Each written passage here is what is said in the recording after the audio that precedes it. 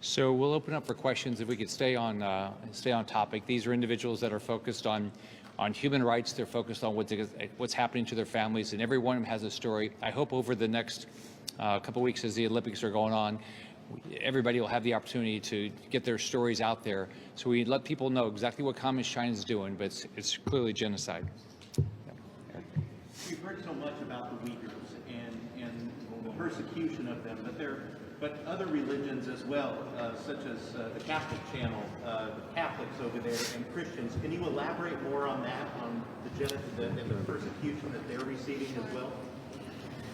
So whether that is in Hong Kong or in parts in China, we have seen so many Christians and Catholics being persecuted by the Chinese Communist Party.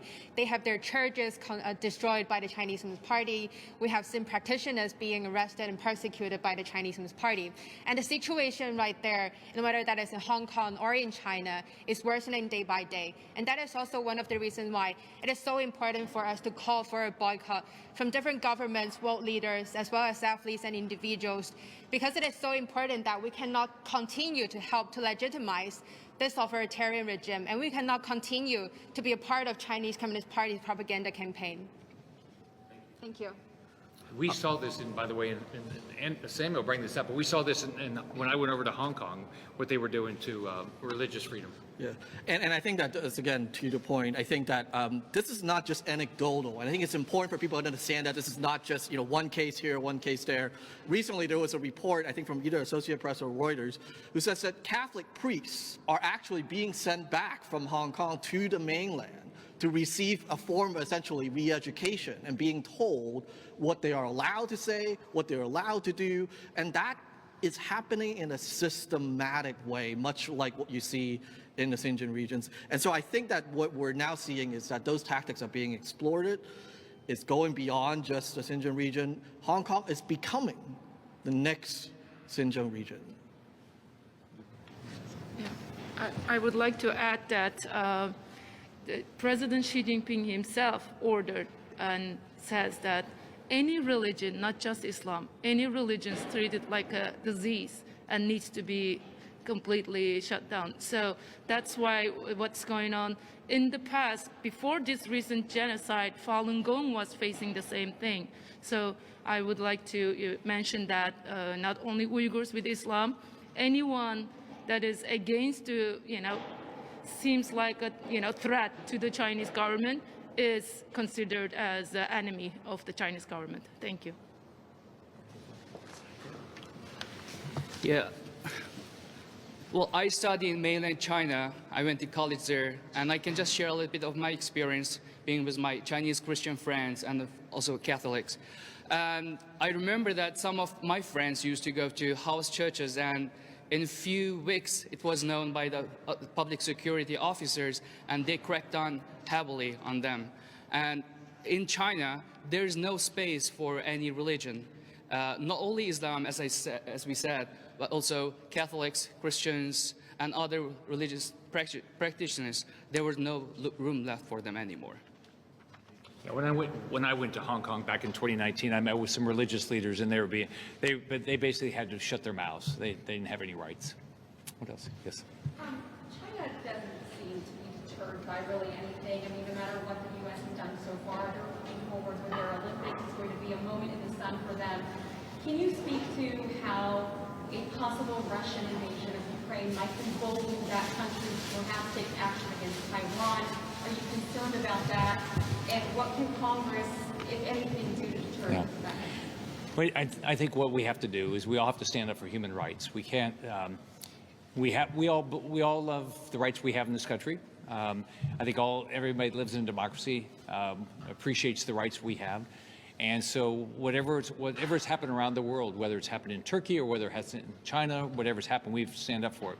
We also have to do everything we can to help people like the Ukrainians, the Lithuanians, the citizens of Poland, and clearly the citizens of Taiwan deal with these brutal dictators, with what Putin's doing and what Xi's doing.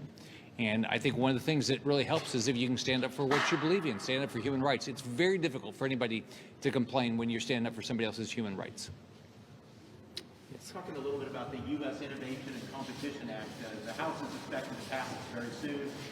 Do you think that that goes strong enough against, are you going to vote for it, and do you think it goes strong enough against human atrocities such as this?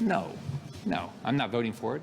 I mean, I think we're competing, so we have to compete.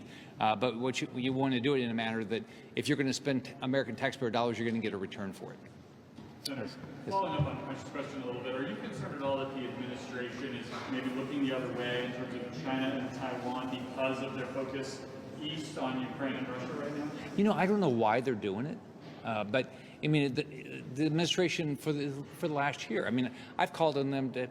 I called them to do something about the Olympics. You know, since Biden's been in office. I mean, they won't meet with me. They don't do anything about it. I mean, I haven't seen a place in the world where the Biden administration stood up for human rights. I couldn't get it done. You know, we have 1,300 people, peaceful protesters in prison right now in Cuba. Can't get them to stand up for it. But I think it's just they're appeasers. They don't want to stand up against human rights anywhere. And so, but I mean, Biden should have been very vocal the minute he came in to say the Olympics should have been moved. They could have been moved. He's not done anything about it. I mean, the diplomatic boycott is something, but it's not much. Where else could they have gone? The only other country that was still bidding was Kazakhstan, and they're not exactly a calm. There's plenty. Right now, If you look at all of the events that are happening, there's places you could have held those events around the world. They could have done it, but they put no effort into it. I mean, and you know, Olympic sponsors. There was an article today in the Wall Street Journal that they're not talking about their Olympic affiliation, but it said in this article that Coke was still advertising in communist China. I mean, come on, we all believe in these rights that we have here. Let's stand up for them. And you know, I think part of the Olympic principle is that it's equal opportunity. Everybody has. We're in this together. And I mean, when you listen to if you listen to stories of what's happening to the Uyghurs, if you listen to the story of the involuntarily taking people's organs, or you listen to the story of journalists in Hong Kong, they're in prison now for will be the rest of their life. They won't make it out. I mean, it's just, we had a bookseller when I was over there that was arrested just because he sold books that were not complimentary of Xi. I mean, and they're holding the Olympics. I mean, my goal of this is we have got to start standing up for human rights, but this is an opportunity that when the Olympics is going to be front and center, then all of these individual stories, their stories ought to be front and center, just like the Olympics is front and center. I guess how important is it in this moment that we're in, watching Russia, to keep our eyes on China too? I think you have to fight every day. But to the extent that we're going to follow in what China's doing with the Olympics, then we ought to be telling the stories, what's happened to the Uyghurs, what's happened to Tibetans, how they just took away, poof, the basic rights of the Hong Kong citizens without firing a shot. And the world didn't do anything about it. And then we're letting them hold the Olympics. This is disgusting. I mean, it's disgusting what Putin's doing right now, and it's disgusting what she's been doing for a long time. Anybody else? All right, thanks, everybody.